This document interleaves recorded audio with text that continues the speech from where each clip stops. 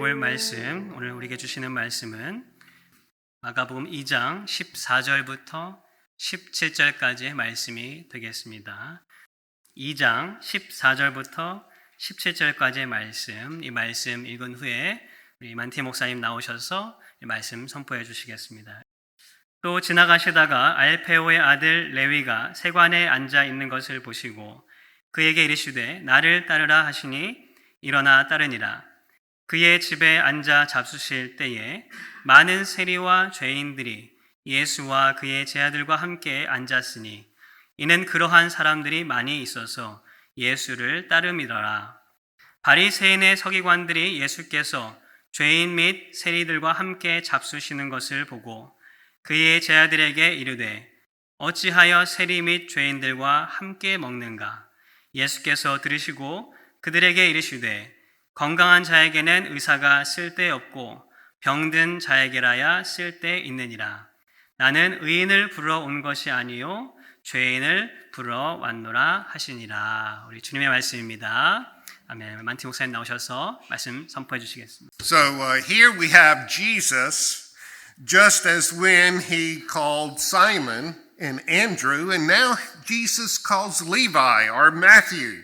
While Levi was processing the collecting of taxes for the Roman government, tax collectors in general, though, were regarded as sharks and even traitors, since their profession implicated them with the occupying Roman forces that had control over them. 오늘 본문을 보시면 예수님께서 시몬 베드로나 이 안드레를 부르셨던 것처럼 이 마태라고 불리웠던 레위를 부르시는 장면이 등장합니다. 그 당시에는 이 레위는 그 당시 예수님 부르실 때에 로마 정부에 바칠 세금을 걷고 있었습니다. 예수님 당시에 일반적으로 우리가 아는 것처럼 이 세리라고 하는 직업은 그들이 생각하기에 어떤 바다에 포악한 상어와 같이 여겨졌고 또 심지어는 나라를 팔아먹는 매국노로 여겨졌습니다. 그 이유는 그들이 하는 일이 이스라엘 백성들의 돈을 걷어서 누구에게 줍니까? 자신을 억압하는 로마 정부에게 바치는 일이었기 때문입니다. Tax collectors in general were renowned for their dishonesty and extortion. They habitually sought to take more taxes from the people than what they should. They were not forthright in making known the regulations, and they would make false valuations and accusations. 또한 대부분의 세리는 그들의 이 부정직함, 또 백성들을 향한 그런 갈취들로 유명한 사람들이었습니다. 그들은 습관적으로 그들이 받아야 할 세금보다 더 많은 것을 받아서 자기들의 부를 채웠습니다. 그들은 이 정확한 로마의 세금 규정도 알려주지도 않으면서 거짓 징수와 비난하면서 이 백성들의 것을 갈취하는 사람들이었습니다. In Luke's gospel, in reference to tax collectors, Jesus says, "To them, collect no more than what you have been ordered to."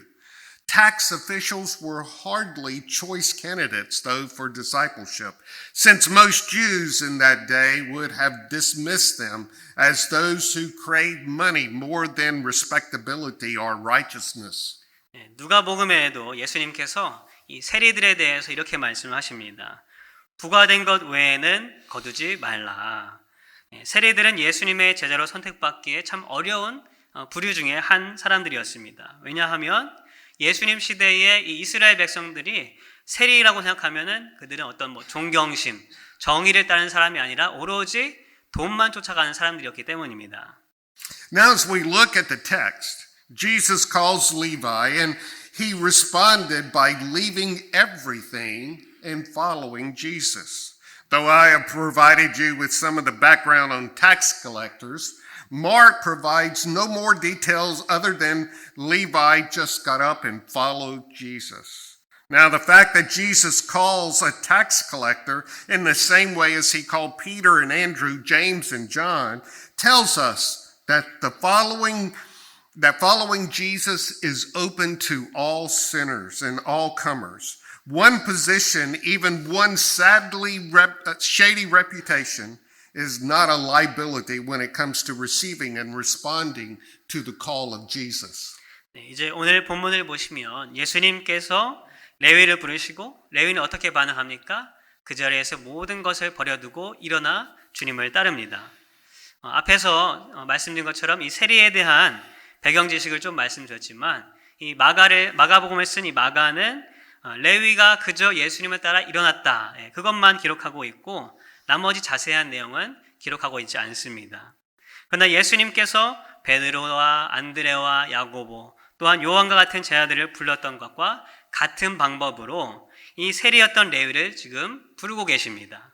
그리고 이것은 무슨 말씀을 하시는 것인가? 예수님을 따르는 것이 모든 자들에게 동일하게 열려 있다라는 것을 보여주고 있는 것입니다. 예수님의 부르심을 받고 따르는 일에 나의 부끄럽고 어두운 과거는 전혀 예수님 앞에 신경 쓰이는 일이 아니다. 걸림돌이 될 수 없다라고 말씀하고 있는 것입니다. The word follow is used in the gospel only in regard to Jesus calling his disciples. The word occurs only 19 times in Mark. Following it, though, is a term that describes the proper response of faith. Following is an act that involves risk and cost. It is something that one does, not simply something that one believes. 따르다라는 이 복음서에 나오는 이 단어는 오직 예수님께서 제자들을 부르실 때만 사용이 되었습니다. 그리고 이 마가복음에서는 19번 등장하는 것을 볼 수가 있습니다. 이 따르다라는 말은 믿는 사람의 어떤 반응을 뜻하는 말이죠. 그 믿음을 보여주는 그런 단어입니다. 따르다라는 것은 위험과 대가가 수반되는 일에 적극적으로 행동하는 뜻입니다. 또한 단순히 그냥 생각과 신념으로 따르는 것이 아니라 눈에 보이는 행동이 있는 것입니다. Now it's what follows that interests Mark, and especially the Pharisees. It seems to me that what we have here is Levi, along with many other tax collectors and sinners, being entertained by Jesus at his home. Now, some have understood that the home they were in belonged to Levi, but it seems to me from verse 15 that it is Jesus who is entertaining Levi and his friends. It says that they were dining with Jesus, which implies that Jesus was the host. So Jesus is hosting a party for a bunch of renegades and social misfits. 부르심 이후에 마가복음이 또 그리고 특별히 바리새인들이 주목하는 장면이 등장하고 있습니다. 그것은 이 본문을 보시면 레위와 또 그와 함께하던 많은 이 동료 세리들, 이 죄인들이라고 여겨졌던 사람들이 예수님과 뭘 합니까? 같이 앉아서 식사하고 즐기고 있는 것을 볼 수가 있습니다. 어떤 신학자들은 함께 거하던 집이 식사를 하던 집이 레위의 집이었을 것이다 라고 추정을 하기도 합니다. 그러나 15절을 보게 되면 레위와 그들의 친구들이 예수님께서 대접해 주시는 그런 만찬의 자리에 초대받은 것처럼 기록이 되고 있습니다. 그들이 예수님과 함께 식사하고 있다라고 말하는 것이 예수님께서 그 자리의 호스트, 즉 초청자였다라는 것을 의미합니다. 즉 예수님께서는 사회에서 소외된 자들, 버려진 자들을 초대한 만찬의 주인이 되셨던 것입니다. So in other words, Jesus does more than just preach repentance to sinners. He befriends them.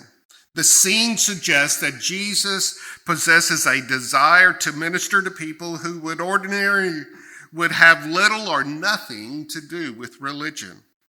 But as also we see that people who have something to do with religion usually would not want to draw this kind of people into their fellowship.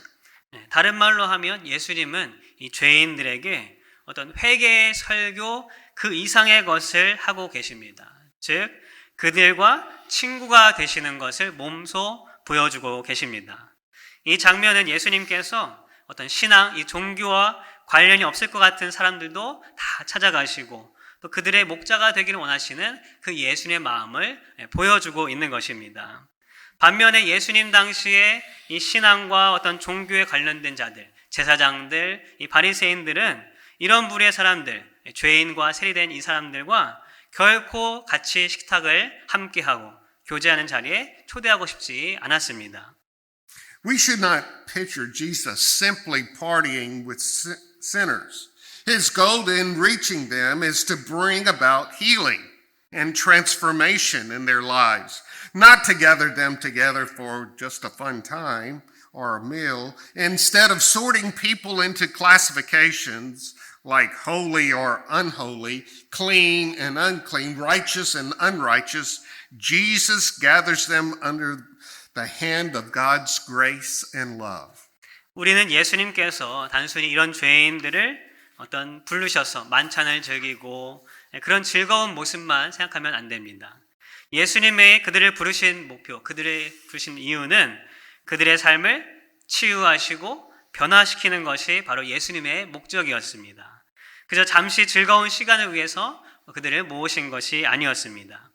예수님께서는 그들을 어떤 기준으로 나누는 그런 것을 하지 않으시고 거룩한 것, 거룩하지 않은 것, 깨끗한 것과 부정한 것, 의로운 것과 불의한 것 이런 것으로 나누는 삶이 아니라 예수님께서는 그들 모두를 공평하게 하나님의 은혜와 사랑의 손안으로 모으신 것입니다. Do you see that Jesus' fellowship with tax collectors and sinners and their condemnation by the scribes illustrates the radical nature of grace?